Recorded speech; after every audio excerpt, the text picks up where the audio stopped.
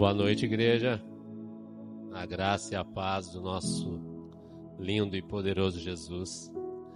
Muito bom estar aqui com vocês. Esse primeiro culto do ano. E esse é um tempo de muita festa, muita alegria, mas ele também é um tempo de bastante reflexão, né? Desejo a todos vocês um feliz ano novo, que o Senhor enche a casa de vocês da presença dele, da graça, do amor, de toda a misericórdia dele. E esse tempo como um tempo de reflexão, principalmente depois daquela mensagem que o Diego trouxe no culto passado, que eu tenho certeza que falou com muitos a respeito de novos ciclos. E o novo ano realmente também é um novo ciclo. E é normal, natural, para uns mais, para outros menos, a gente fazer uma análise do ano que passou, fazer uma reflexão daquilo que deu certo, daquilo que não foi tão bom e daquilo que foi ruim. Eu até me recordo que o Donizete estava aqui no último dia e ele mencionava para a gente fazer uma reflexão. E eu olhei para o meu ano 2025, eu lembrei do filme do Rocky Balboa, sabe, Gilmar? Ele apanha, mas no final ele levanta e vence. E é isso que o Senhor faz conosco. A gente apanha, mas no final a gente sempre vence. Mas diferente do Rocky, não é pelo nosso mérito, é por Ele. Ele sempre está conosco. Até aqui, Ele tem nos ajudado. E nesse tempo do ano é muito natural que durante essa reflexão você faça planos, metas para o ano que vai nascer. Esse ano eu vou cuidar melhor da minha saúde, eu vou cuidar melhor da minha vida profissional, vou cuidar melhor dos meus estudos, vou cuidar melhor de algum ponto da minha vida. E eu quero novidade na minha vida, eu quero mudanças. E você fez algumas metas, eu creio que alguns mais, outros menos. Eu gostaria de sugerir essa noite para você uma meta. E talvez dessa meta dependa todas as suas outras metas. Eu queria convidar você a abrir a Bíblia no primeiro livro de Samuel, capítulo 15. Samuel, capítulo 15, a partir do versículo 17. Se você conseguir cumprir essa meta, eu ouso dizer que ela é a mais importante. Então eu sugiro que você inclua na sua lista, e a hora que você incluir, se joga ela lá para cima. Que ela é a que vai dar base para o resto, tá bom? E aqui, no livro de Samuel, vou contextualizar um pouquinho para você. Aqui Samuel o capítulo 15 ainda conta a história do reinado de Saul. E Saul, a maioria de vocês conhece bem a história dele. Ele é um rei que não agradou muito o coração do Senhor, porque ele tinha um problema que a maioria de nós tem. Primeiro livro de Samuel, no capítulo 15, ali no versículo 7, vou voltar um pouquinho para trás. Deus, através do profeta Samuel, dá uma ordem a Saul. Saul, você vai entrar no território dos amalequitas e vai acabar com tudo. Tudo. E tudo, irmão, não vou falar no grego porque eu não entendo porcaria nenhuma de grego, tá? No português, tudo quer dizer tudo. Então você vai entrar lá, vai acabar com o gado, vai acabar com as pessoas, vai acabar com as coisas, você vai acabar com tudo. E aí Saul foi. E aí Saul vai. E no versículo 7 diz assim: E Saul atacou os amalequitas por todo o caminho, desde Avilá até Sur, a leste do Egito. Capturou vivo Agag, rei dos amalequitas, e exterminou o seu povo. Mas Saul e o exército pouparam Agag e o melhor das ovelhas. Saul desobedeceu. E o texto continua. Então ele poupou o melhor das ovelhas, os bois, os bezerros gordos, os cordeiros. Pouparam tudo que era bom. Mas tudo que era desprezível e inútil ele destruiu por completo. O que Saul fez? Ele obedeceu mais ou menos. E obedecer mais ou menos, irmão, se chama desobediência. Ou você obedece, ou você não obedece. Então o Senhor falou a Samuel: Samuel, eu me arrependo de ter posto Saul como rei, pois ele me abandonou e não seguiu minhas instruções. E Samuel ficou irado e clamou ao Senhor por toda aquela noite. E aí, no versículo 17, se você puder acompanhar comigo, Samuel vai lá falar com Saul. E Samuel diz: Saul, embora pequeno aos seus próprios olhos, você não se tornou o líder das tribos de Israel? Ou seja, você se achava pequeno, mas você se tornou o líder de Israel. Porque se você for lá no começo do livro de Samuel, Saul ele era parecido com Davi. O pai dele era rico, mas ele também cuidava de gado, né? No caso de Samuel, Davi ele cuidava de ovelhas e Samuel cuidava de jumentos.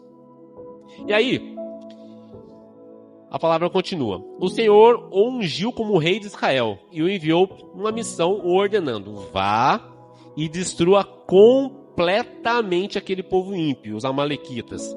Guerreie contra eles até os que tem eliminado. E aí eu até vejo Samuel usando aquele meme, aquele emoji que tem no WhatsApp, né? E Samuel fala: por que você não obedeceu ao Senhor? Por que você não lançou os despojos e fez o que o Senhor reprova? E disse Saul. E aí o que Saul vai dizer aqui é mais ou menos o que você disse para você mesmo, mais ou menos lá pro dia 15 de fevereiro, quando as suas metas já foram embora.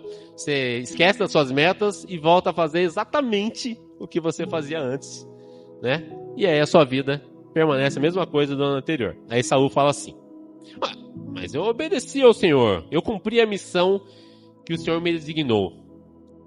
Eu trouxe Agag, não era pra você trazer, irmão. Mas ele continua: eu trouxe o Agag, rei dos amalequitas, mas exterminei os amalequitas. Os soldados tomaram ovelhas e os bois de despojo, o melhor que estava consagrado a Deus para a destruição, a fim de sacrificar ao Senhor. Ou seja, mais uma desculpinha. Samuel, porém, respondeu: acaso tem o Senhor tanto prazer em holocaustos e sacrifícios quanto que se obedeça a sua palavra? Então tá aqui um cara tomado pela religião. Ele prefere sacrificar, matar um monte de boi do que obedecer. Porque quem acha que pode obter algo pela sua própria força ou apenas pela sua própria força, vive preso ao sistema religioso. Porque a graça não trata disso. A graça é a força que o Senhor te capacita. Então o que te faz alcançar as coisas no Senhor através do caminho dele é a graça. Não é pela sua própria força, irmão. Pela força dele. E Saul tinha esse conceito de que o sacrifício era o suficiente. Não é o sacrifício, não é a boa obra, não é o que você faz, lindão. E aí Samuel fala: a obediência é melhor do que o sacrifício. A submissão é melhor do que a gordura de carneiros, pois a rebeldia é como o pecado de feitiçaria e a arrogância como o mal da idolatria. Assim como você rejeitou a palavra do Senhor, ele te rejeitou como rei. Ou seja, lindão, game over. Aquilo que eu te dei para você fazer, acaba agora. E o capítulo 16, a gente não vai ler, a gente não vai entrar nele, mas a minha Bíblia tem os títulos, né? E no capítulo 16 está escrito assim: Samuel unge Davi. Ou seja, acabou para você, Saul. E qual é a meta que eu gostaria de propor para você esse ano? Obediência. A obediência é a base do nosso relacionamento com o nosso Senhor. Cristo entregou a sua vida por nós. Nós recebemos a mensagem, nos convertemos e passamos a ser cristãos. O que é um cristão? É um pequeno Cristo que segue o Mestre. É um discípulo. E o que pressupõe um discípulo? Obedecer. Se você não obedece, irmão, você não é crente não, irmão. Se você é aquele cara que quer andar por você mesmo, aquela mulher que quer fazer do seu jeito, aquele jovem que acha que sabe tudo, eu quero que você saiba que você faz parte. O que acontece com você é um sintoma da nossa geração. Eu não conheci as outras gerações, eu conheço a nossa, mas eu imagino que a nossa geração seja uma das gerações mais desobedientes que já pisaram nessa terra. 2 Timóteo 4, versículo 2 e 4 diz assim, Paulo falando a Timóteo, ó Timóteo, pregue a palavra, esteja preparado a tempo e fora de tempo. Repreenda, corrija, exorte com toda paciência e doutrina, pois virá o tempo em que não suportarão a sã doutrina. Hoje, a maioria das pessoas não suporta a sã doutrina. A Bíblia provoca coceiras nos ouvidos. O obedecer parece ser um sinal de fraqueza para a nossa sociedade. E a palavra continua, pois virá o tempo em que não suportarão a sã doutrina, pelo contrário, sentindo coceira nos ouvidos, segundo os seus próprios desejos, juntarão mestres para si mesmo. Quem vive pelo seu próprio desejo e é mestre de si mesmo, esse não é cristão, esse é qualquer outra coisa, menos cristão. Porque aquele que é cristão tem o mestre Jesus e vive pela vontade dele. Ponto. Isso não tem negociação. E aí a palavra continua no versículo 4. Essas pessoas se recusarão a dar ouvidos à verdade, voltando-se para os mitos, as fábulas, os coaches, o Instagram, o Facebook. Já viu aquele curso no Instagram? Que você abre lá, todo mundo quer te vender uma fórmula para ficar rico, para ter o corpo perfeito em 12 semanas, para comer melhor, enfim, tem um monte de curso no Instagram. E cada um tem uma fórmula. E esses são mestres de si mesmo. Não demeritando quem está vendendo lá, porque vender também é importante. Tem muita coisa boa. Mas muita coisa que diz que você é o único que vai conseguir um objetivo. E você pode, você consegue. E a gente vai ver que não é bem por aí, irmão. E aí, a gente pode se perguntar, mas tá bom, por que eu devo obedecer? O que eu ganho com isso, né? Primeiro, irmão, se você é um cristão, pressupõe-se que você obedeça. Mas por que eu devo obedecer? O primeiro, irmão, você deve obedecer por amor. Ele te amou primeiro. Ele não te amou com um Feliz Natal no dia 25 de dezembro. Ele não te amou com feliz... Sabe aquela pessoa que não fala com você o ano inteiro e no ano novo te manda um Feliz Ano Novo e a mensagem está escrita lá, encaminhada? Mais ou menos isso. Não foi isso. Não foi isso que ele fez por você. Ele entregou a vida dele por você. Ele se fez carne, ele se esvaziou de si mesmo e ele entregou tudo por você. Ele sem reservas. Então ele entregou esse amor por você. O mínimo que você tem que fazer é obedecer. Lá em João 14, 21 diz assim. João 14, versículo 21. Quem tem os meus mandamentos e esse me obedece, esse é o que me ama. Então se você anda com Cristo e não obedece, você não o ama. Talvez você esteja querendo coisas dele, não andando por amor. E aquele que me ama, esse será amado por meu Pai. E eu também o amarei e me revelarei a ele. No versículo 23, ele continua. Se alguém me ama, guardará a minha palavra. Meu Pai o amará, nós viremos a ele e faremos morada nele. Aquele que não me ama, não guarda as minhas palavras. Então, o primeiro motivo que você deve obedecer é por amor, irmão. Quem se sente amado aqui pelo Senhor? Vou dar mais uma oportunidade. Quem se sente amado aqui pelo Senhor? Aleluia. Ele te ama, irmão. Ele te ama. E os planos dele são muito melhores do que as suas metas. Aquilo que Ele preparou para você é muito melhor do que você imaginou na emoção do dia 31 de dezembro. Aquilo que Ele planejou para você é muito melhor do que o seu pensamento, o seu intelecto pode alcançar. Além de você obedecer por amor, isso mostra que você é sábio. É mesmo, é. Abre comigo lá, Provérbios 1. Eu gosto muito desse texto. Provérbios 1, a partir do versículo 1. Provérbios de Salomão, capítulo 1, versículo 1. E aí Salomão diz assim, o texto diz assim, esses são os provérbios de Salomão, filho de Davi, rei de Israel. Eles ajudarão a experimentar a sabedoria e a disciplina, a compreender as palavras que dão entendimento e viver com disciplina, sensatez, fazendo o que é justo, direito e correto. Ajudarão a dar prudência aos inexperientes e conhecimento e bom senso aos jovens. Ouça aí, jovem, conhecimento e bom senso. Ser sábio, se o sábio der ouvidos, aumentará o seu conhecimento, e quem tem discernimento obterá orientação para compreender provérbios e parábolas, ditados e enigmas do sábio. E aqui no versículo 7, eu vejo como uma cereja do bolo.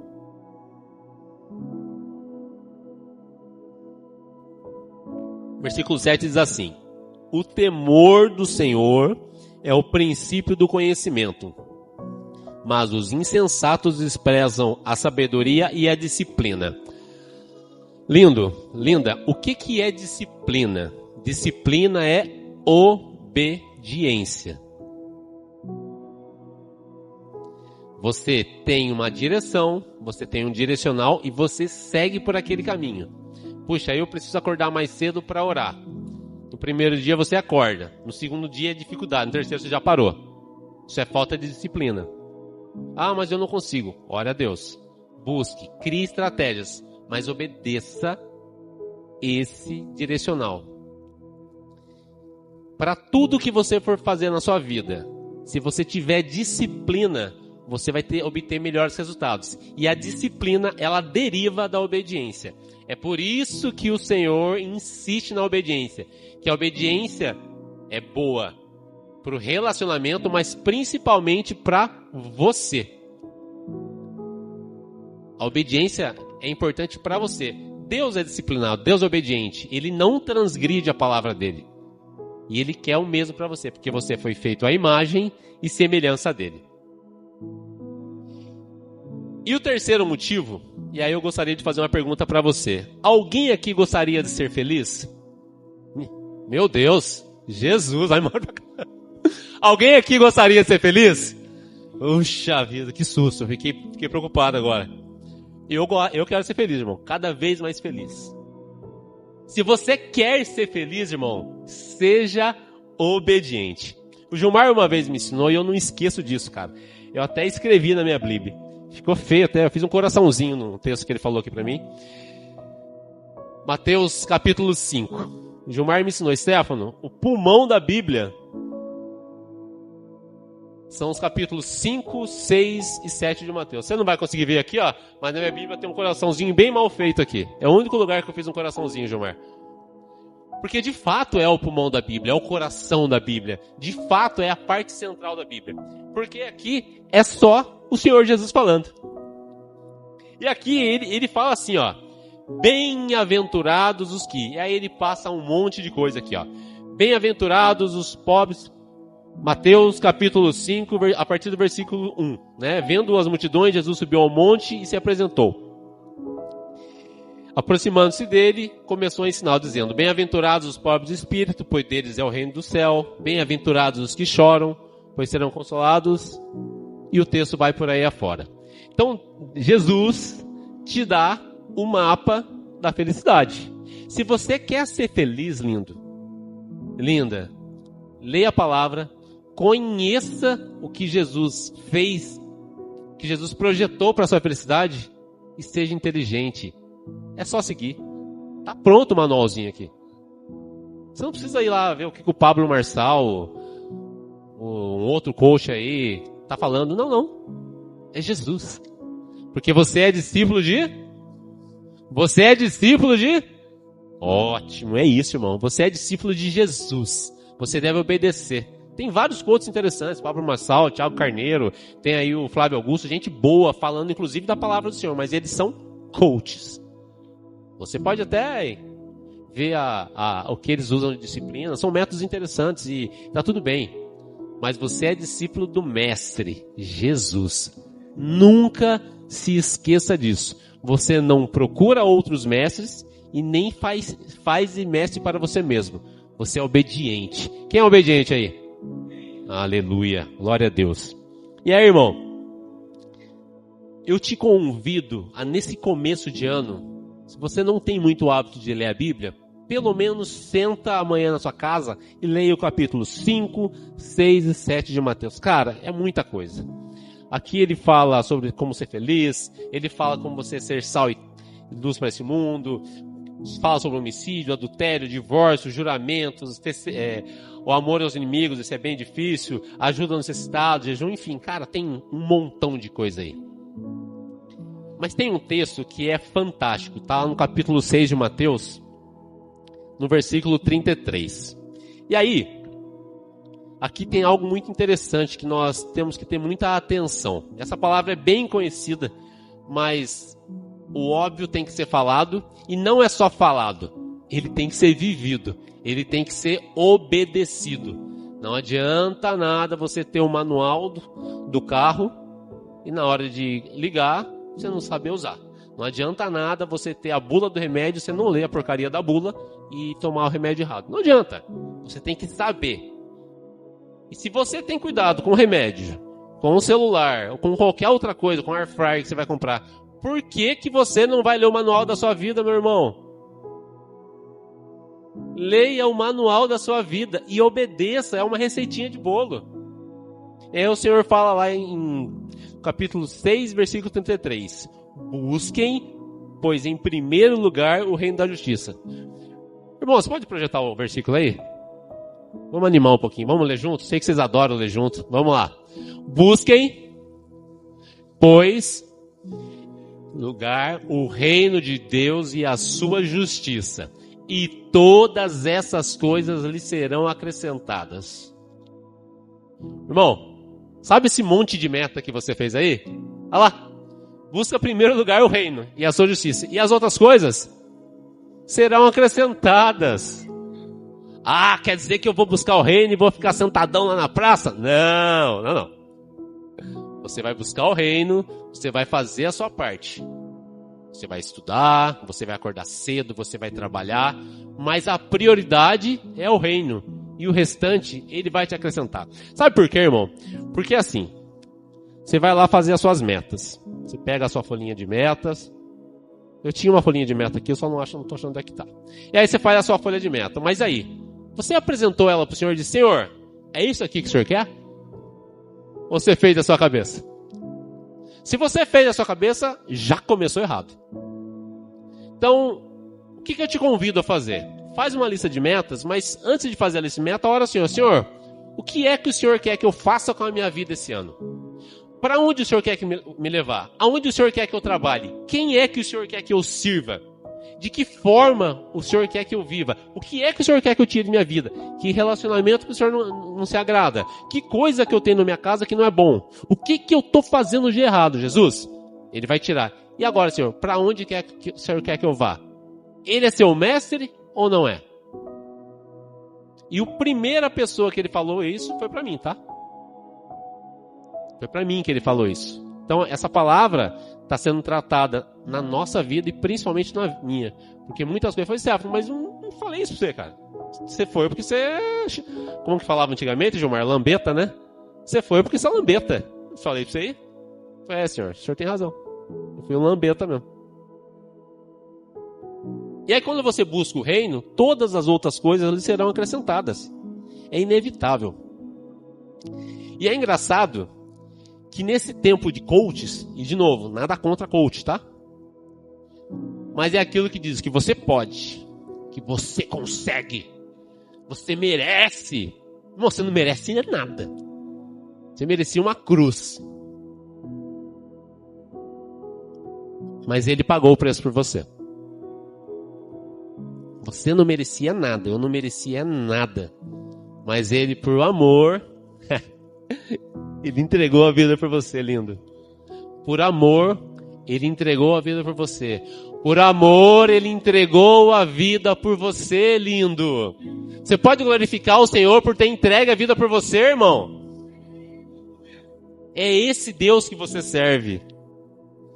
E aí você fala, aí você pensa, mas peraí, Stefano, esse negócio de sucesso, eu vejo tanto ímpio aí tendo sucesso. Eu tô andando com meu carro ferveu no ano novo. Eu tô com o sapato furado, Stefano, não tem dinheiro para comprar outro sapato. Ou eu tô com uma dificuldade X, Y, Z, e o ímpio tá de boa, tá lá no iate dele. Irmão, deixa eu falar uma coisa para você, irmão. O sucesso está disponível para todos. Nosso Deus é justo. Então o resultado de trabalho está disponível para todos. Você quer um resultado financeiro muito bom? Gaste menos do que você ganha. Pague as suas contas. Estude mais. Trabalhe melhor. Se relacione melhor. Você quer ter melhores resultados? Se entregue mais. Faça a sua parte. Os talentos que ele te entregou. A cada um de vocês, e para mim ele entregou um talento. Se eu não estou usando esse talento, naquele dia, a hora que eu devia tirar aquele talento enterrado da terra e vir entregar para ele, rapaz, ele não vai gostar não. Mas se você vier com 5 talentos que ele te entregou e você voltar com 15, ele vai falar, servo bom e fiel. Porque para uns foi dado o dom de profetizar, para outro o dom de ensinar, para outro o dom de animar, e para outro foi dado o dom de contribuir. E se for para contribuir, contribua com generosidade. Então é lícito ganhar dinheiro, tá tudo bem. É lícito ter sucesso profissional, tá tudo bem. Mas o que adianta você ter dinheiro, ter sucesso e tudo isso, e acontecer o que vai acontecer aqui no livro de Mateus, no capítulo 7, versículo 21. Você pode projetar aí, Rafa? Mateus capítulo 7, versículo 21 e 27. O 27. Versículo 21 diz assim: Então, o cara, pela força do braço dele, ele virou em... Não vou falar isso não. Tem coisa que a gente tem que tomar cuidado, né? O cara obteve bons ganhos, o cara conseguiu muito sucesso, o cara até montou uma igreja, né, Gilmar? O cara monta uma igreja, virou empresário. E aí ele diz, Senhor. E aí a palavra diz assim, nem todo aquele que me diz Senhor, Senhor, entrará no reino dos céus. Eu não sei se vocês sabem, mas vocês são peregrinos nessa terra. Não sei se vocês estão ligados. Vocês são peregrinos, vocês não são daqui. Nós estamos passando por aqui e a nossa pátria é em outro lugar. Ah, mas estão invadindo os países vizinhos aí, estão tomando conta do nosso país. Legal, realmente está acontecendo. Mas a nossa pátria, ela não é aqui. Tá? Devemos cuidar da nossa casa, devemos fazer um muro alto, trancar o portão, votar direito, pagar os impostos. Mas ó, isso é passageiro. A sua pátria não é aqui. Porque a nossa pátria, a entrada para a nossa pátria vai acontecer nesse dia. Então vamos voltar no versículo 21. Nem todo aquele que me diz, Senhor, Senhor, entrará no reino dos céus, mas apenas aquele, olha que legal, que faz a vontade de meu Pai que está no céu. Obediência, lindo. Olha lá, engraçado, interessante, né? Aí Deus fala assim, ó, muitos me dirão naquele dia, Senhor, Senhor, nós não profetizamos em seu nome? Em teu nome nós não expulsamos demônios, não realizamos muitos milagres? Cara, dá para fazer isso sem o Senhor. Dá, tá aqui na Bíblia, não tá, Gilmar? Tá aqui na Bíblia.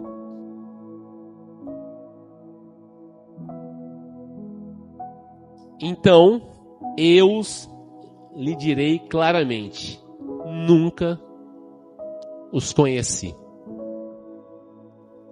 Você pode conquistar o mundo inteiro, irmão, e não entrar no céu. Você pode obter todo o sucesso desse mundo e não entrar no céu. Ah, então quer dizer que eu não posso ter sucesso? Não, não é isso que a Bíblia está dizendo.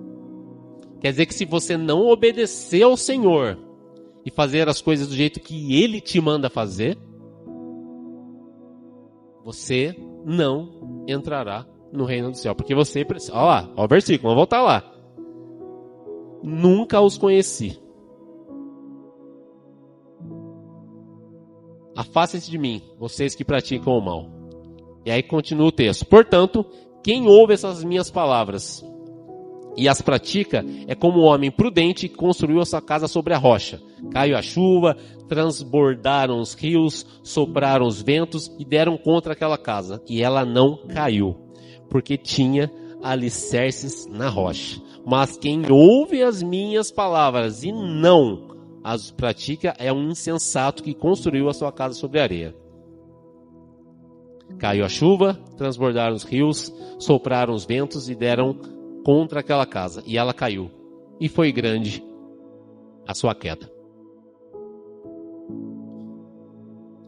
Irmão, obediência é para os fortes. Mateus 7, 13, alguns versículos atrás. Mateus 7, versículo 13. Muito se fala sobre eu sou livre, eu tenho liberdade de fazer o que eu quero, de falar o que eu quero, de ir onde eu quero, porque eu não me submeto a ninguém. Aí jogaram muito de abobrinha na sua cabeça, na minha cabeça, há muitos anos. Mas obediência é para gente forte. Porque o desobediente, qual que é o lance dele? Pode ser preguiça. Pode ser preguiça. Eu não vou obedecer porque eu tenho preguiça.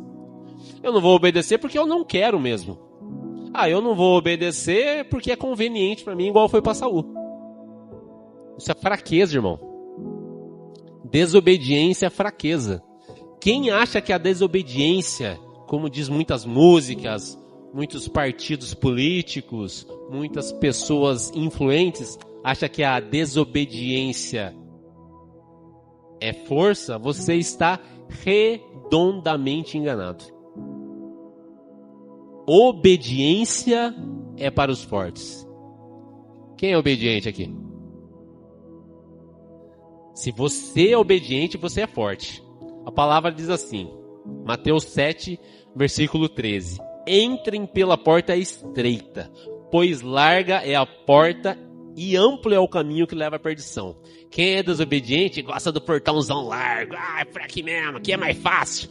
Eu já trabalhei com muita gente assim, fulano, eu preciso que você faça assim. Não, prefiro fazer assim porque é mais fácil. Não, mas o certo é isso. Não é mais fácil. Aí o mais fácil que o miserável faz, cai. Por quê? Porque foi firmado na areia. O obediente firma suas bases na rocha. É isso, lindo. E aí a palavra continua. São muitos os que entram por essa porta que leva à perdição.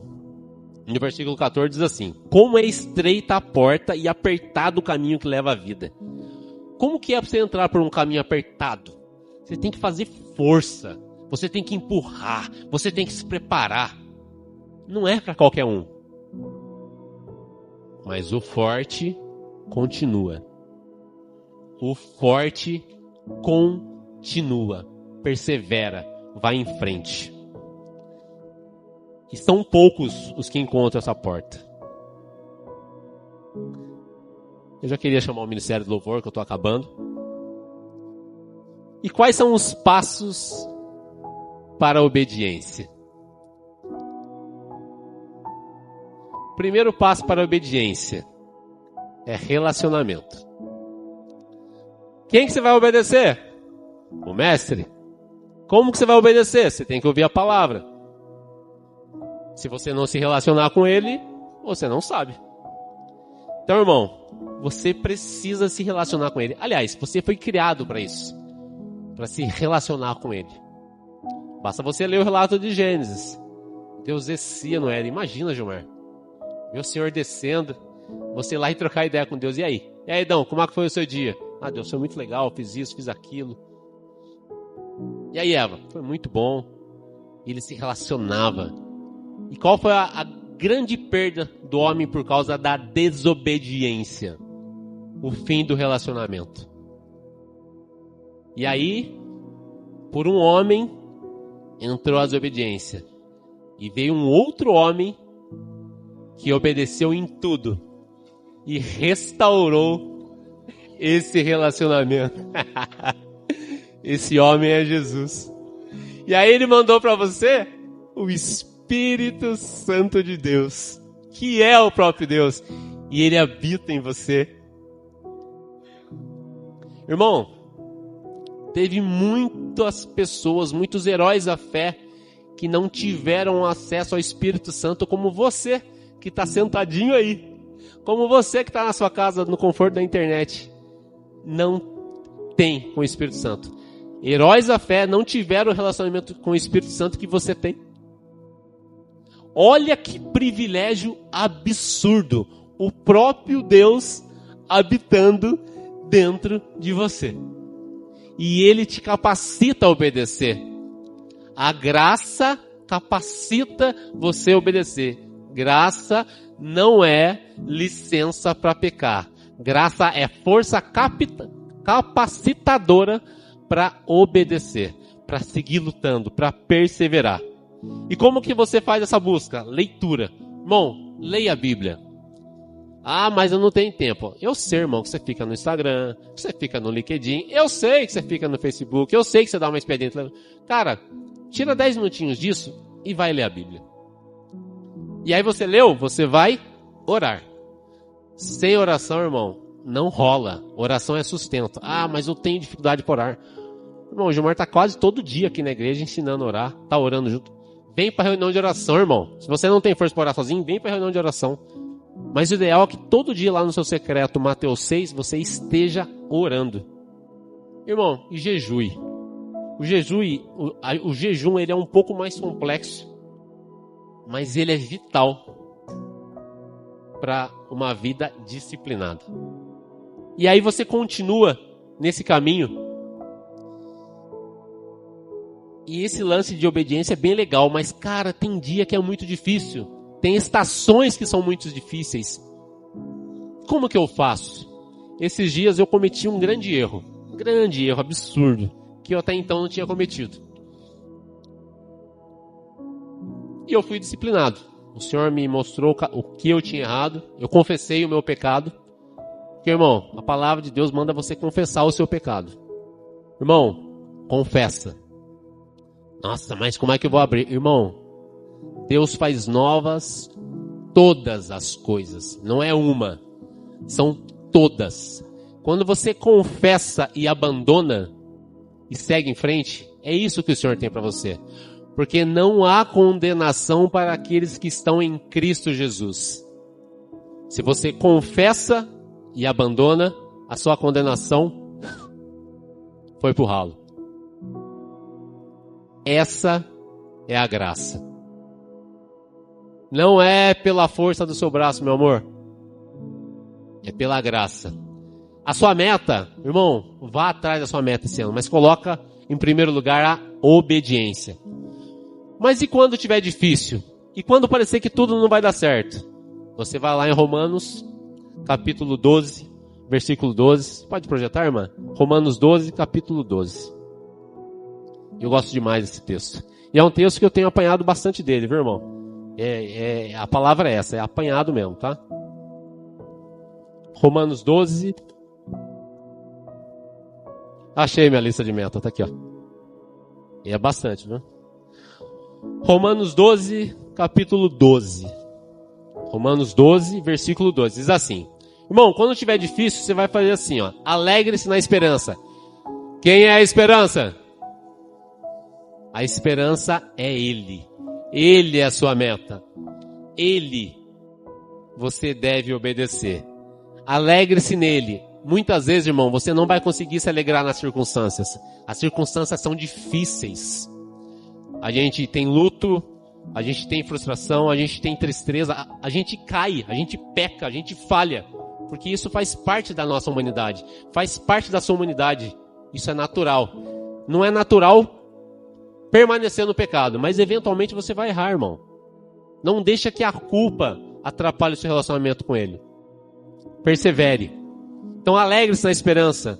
Seja paciente na tribulação. Cara, isso é muito difícil de fazer, mas é possível.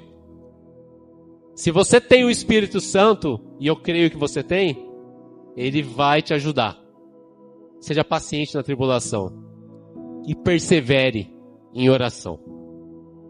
A perseverança é um desdobramento da obediência. Perseverança e disciplina é um desdobramento da obediência, que você precisa ser forte. Tá, mas por que eu preciso fazer tudo isso? Eu não sei você, mas eu tenho uma meta principal. E essa meta principal está em ver esse grande dia. Última vez, Rafa, Apocalipse 21.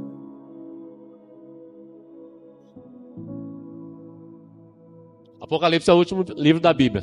O último livro, facinho. Apocalipse 21, versículo 1. A minha meta de vida é esse dia, irmão. Apocalipse 21 diz assim: Então vi novos céus e nova terra, pois o primeiro céu e a primeira terra já tinham passado, e o mar já não existia. Eu vi a cidade santa, a nova Jerusalém, que descia dos céus da parte de Deus, preparada como uma noiva adornada para o seu marido. Ouvi uma forte voz que vinha do trono e dizia: Agora o tabernáculo de Deus está com os homens, com os quais ele viverá. Eles serão os seus povos. O próprio Deus estará com eles. Ele será o Deus deles. Ele enxugará dos olhos toda lágrima. Sabe aquela lágrima que só você sabe que você tem, irmão? Aquela que você chora na sua casa? Aquela que você chora numa terça-feira cinzenta? Aquela que você chora quando ninguém tá vendo? Aquela que nem o seu cônjuge talvez saiba? Ele sabe. Mas a palavra diz que ele enxugará toda a lágrima. Não haverá mais morte, não haverá nem tristeza, nem choro, nem dor, pois a antiga ordem já passou. Aquele que estava sentado no trono disse: Eu estou fazendo novas todas as coisas. Quem quer viver uma vida nova em Cristo? Quem quer viver uma vida nova em Cristo? Obedeça. Que Deus te abençoe, em nome de Jesus.